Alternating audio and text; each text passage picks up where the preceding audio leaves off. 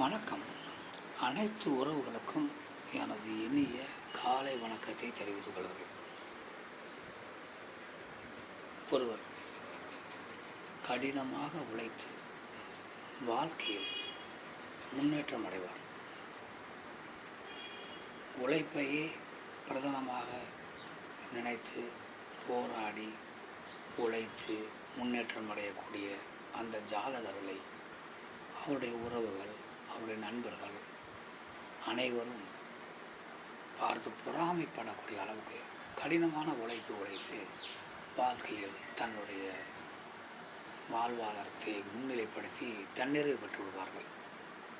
அப்படிப்பட்ட அமைப்பு ஜாதகத்தில் நிறைய இருக்கிறது. அதில் 1-2 நாம் இப்பொழுது பார்ப்போம். ஒரு ஜாதகத்தில் லக்னம் எந்த லக்கணமாக வேண்டுமானாலும் இருக்கட்டும், லக்கணத்திற்கு 10ஆம் வீட்டில் ராகு பகவானோ கேது பகவானோ இருந்தால் அந்த ஜாதகர் கடினமாக உழைப்பார்கள். உழைப்பை பிரதானமாக நினைத்து போராடி உழைத்து வாழ்வில் முன்னேற்றம் காண்பார்கள். ஆனால் அவர்களின் முன்னேற்றத்தை கண்டு உறவுகள், நண்பர்கள் மற்றும் அவர்களுக்கு எதிராளிகள் அனைவருமே பொறாமை கொள்வார்கள். அதே போன்று குரு பகவான் எந்த வீட்டில் இருக்கின்றாரோ அந்த வீட்டினுடைய அதிபதி வக்கரமாகவோ நீசமாகவோ இருந்தாலும் அந்த ஜாதகர்கள் கடினமாக உழைப்பார்கள், பாடுபடுவார்கள், முன்னேறுவார்கள்.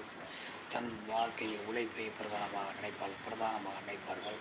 ஆனால் அவர்கள் உழைப்பை கண்டு உறவுகளும் சரி, நண்பர்களும் சரி, அவர்கள் எதிரிகளும் சரி பொறாமைப்படுவார்கள். இப்படிப்பட்ட ஒரு அமைப்பு உங்கள் ஜாதகத்தில் இருக்கிறதா என்று பார்த்து கொள்ளுங்கள். மற்றவற்றை நாம் அடுத்த வீடியோ காண்போம். நன்றி, வணக்கம்.